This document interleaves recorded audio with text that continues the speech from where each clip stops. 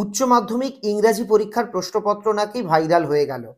তাহলে কি বাংলার মতো ইংরেজিতেও সেকেন্ড থার্ড সেটের কঠিন বা তথাকথিত আনকমন প্রশ্নগুলো আসতে চলেছে? তোমাদের দুশ্চিন্তা এবং এ বিষয় নিয়ে উদ্বেগ স্বাভাবিক। এই তথ্য জানাবো ভয়ঙ্কর কিছু কথা।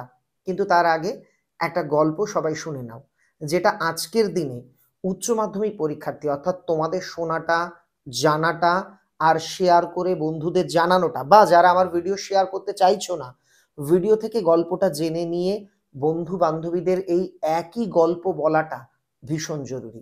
অনেক আগে চীন দেশে একজন রাজা ছিলেন। সেই রাজার কোনো সন্তান ছিল না। রাজা বয়স্ক হচ্ছেন। তিনি ভাবলেন, আমি মারা যাওয়ার পর আমি কাকে রাজ্যভার দেব? আমার তো কোনো সন্তান নেই। এর জন্য তিনি একটা ঘোষণা করলেন। গোটা দেশে তিনি ঘোষণা করে দিলেন, আগামীকাল দেশের যত যুবকেরা আছো তোমরা রাজদরবারে এসো। রাজা তোমাদের জন্য একটা প্রতিযোগিতার আয়োজন করেছেন। রাজার দরবারে গেলে রাজা সবাইকে বললেন, আমি তোমাদের একটা করে বীজ মানে সিড দেব।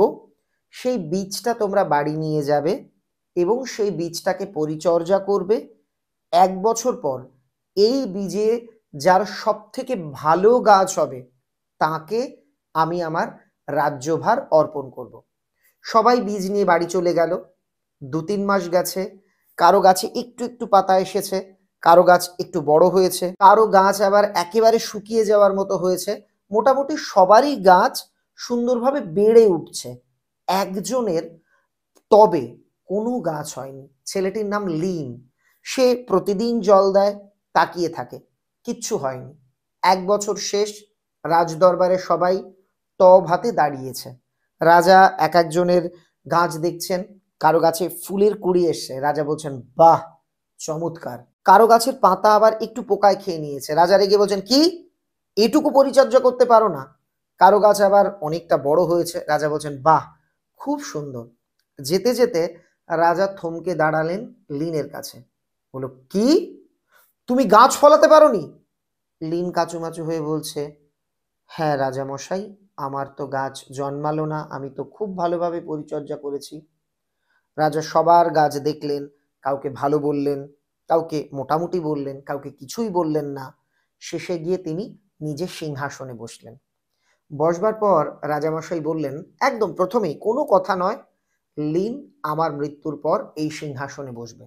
সবাই তো অবাক। রাজামশাই আপনি কি বলছেন? লিন তো কোনো গাছই গজাতে পারেনি, আমাদের গাছগুলো তো বড়। রাজা বললেন, তোমরা প্রতারক। আমি তোমাদের প্রত্যেককে 1 বছর আগে একটা করে বীজ দিয়েছিলাম, কিন্তু তোমরা জানো না সেই বীজটা আমি তার আগে 30 মিনিট জলে সিদ্ধ করেছিলাম, অর্থাৎ বীজটাকে নষ্ট করে দিয়েছিলাম। ওই বীজ থেকে গাছ জন্মানো সম্ভবই নয়, অথচ তোমরা ঠকিয়ে একটা গাছ তৈরি করে আমার সামনে এনেছো। একমাত্র সত্যবাদী লিন, সে খালি টব এনে প্রমাণ করেছে সে মিথ্যুক প্রতারক নয়। তাই আগামীতে এই সিংহাসনে লিন বসবে।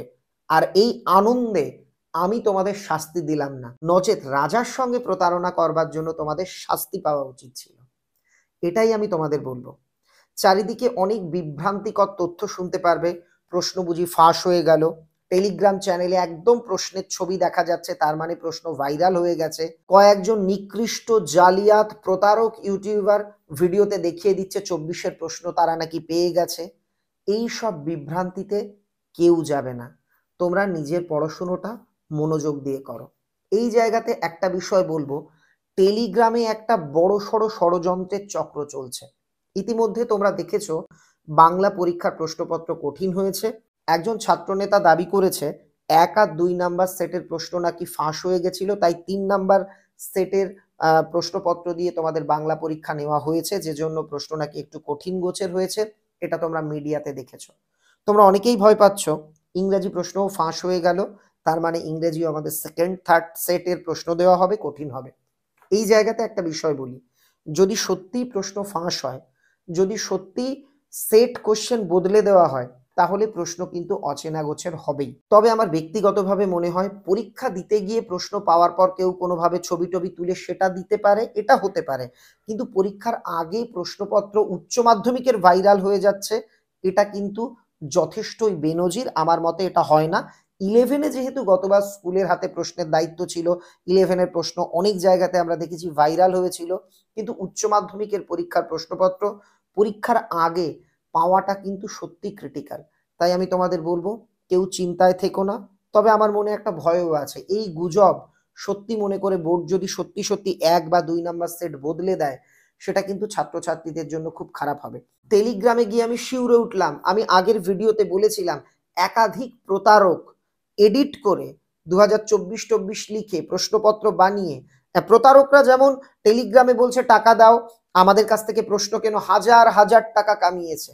একাধিক জন স্ক্রিনশট পাঠিয়েছে আমার কাছে, আমি ঊর্ধ্বতন কর্তৃপক্ষের কাছে গোটা বিষয়টা জানাচ্ছি। ছাত্রছাত্রীদেরও বলছি কেউ 1 টাকাও দেবে না, কোনো টাকা দিয়ে টেলিগ্রামে প্রশ্ন পাওয়া যায় না। আমি আগেও বলেছি, সেদিন অনেকে আমায় অনেক সমালোচনা করেছিল, বলেছিল দেখবি পরীক্ষার দিন ঠিক প্রশ্ন পাবো। তোমরা আজ দেখেছো তোমাদের বাবা মায়ের টাকাটা নষ্ট হচ্ছে। তোমাদের অনুরোধ করব, কারোর সঙ্গে প্রতারণা হলে তোমরা অতি দ্রুত থানায় গিয়ে, লোকাল থানায় গিয়ে কমপ্লেন করে আসবে।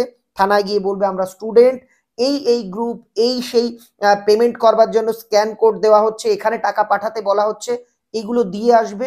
দোষীরা উপযুক্ত এবং কঠোর শাস্তি পাবে। একটা বড় স্ক্যাম, একটা বড় চক্র তোমাদের এটা বোঝানোর চেষ্টা করছে প্রশ্ন ফাঁস হয়, তোমরা সেটা বিশ্বাস করে সেই প্রশ্নপত্র কেনার জন্য উদ্গ্রীব হয়ে উঠছো। প্রশ্ন যারা ফাঁস করছে বা ফাঁস করার গল্প রটাচ্ছে তারা যেমন দোষী, তোমরা যদি পরীক্ষার প্রশ্নপত্র কিনতে যাও আমার মনে হয় তোমরাও ততটাই দোষী।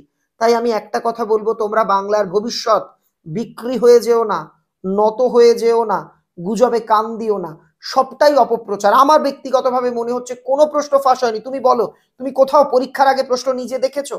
শুধু প্রশ্নের ছবি দেখা যাচ্ছে, ওটা ফটোশপে বানানো যায়। ইদানিং তোমরা শুনেছো একজন নায়িকার, আমি খারাপ কথা বলতে চাইছি না, সম্পূর্ণ নগ্ন ভিডিও ভাইরাল হয়েছে, কিন্তু সেটা তিনি নন, এআই দিয়ে তৈরি করা হয়েছে। কাজেই এ জাতীয় ছবি দেখে কেউ বিভ্রান্ত হবে না। লিনের মতো নিজের কাজটা করে যাও, পড়ে যাও। আর অনুরোধ, কেউ কাউকে টাকা দেবে না। সস্তা প্রতারক, নির্লজ্জ ইউটিউবার যারা লিখে দিচ্ছে 2024-এর প্রশ্ন এক্ষুনি পাওয়া গেল, ভাইরাল প্রশ্ন দেখে নাও, তাদের ভিডিওতে ক্লিক করবে না। আর কোনো ফালতু টেলিগ্রাম চ্যানেল দেখবে না। তোমাদের তো আমি অনুরোধ করব, সম্ভব হলে ফোন থেকে পরীক্ষার কদিনের জন্য টেলিগ্রাম বা হোয়াটসঅ্যাপ গুলো ডিলিট করে দাও। হোয়াটসঅ্যাপে যদি অতটা স্ক্যাম হচ্ছে না, সবটাই হচ্ছে টেলিগ্রামে, টেলিগ্রামটা আগে ডিলিট করে দাও, পরে পরীক্ষার পরে আবার সেগুলো তোমরা ইনস্টল করে নিও। আমার মনে হয় এতে তোমাদের বিভ্রান্তি কমবে। কোনো মতে ভেঙে পড়ো না, ভয়ভীত হইও না, সবাই আমরা তোমাদের পাশে আছি। বোর্ড এবং আমাদের রাজ্যের শিক্ষা দপ্তর অবশ্যই তোমাদের বিষয়গুলো মানবিকভাবে ভাববেন, এটা আমার বিশ্বাস এবং এটা হবে। তোমরা আত্মবিশ্বাসের সঙ্গে পরীক্ষা দিতে যাও। সবার জন্য আমার তরফ থেকে অনেক অনেক শুভকামনা রইল।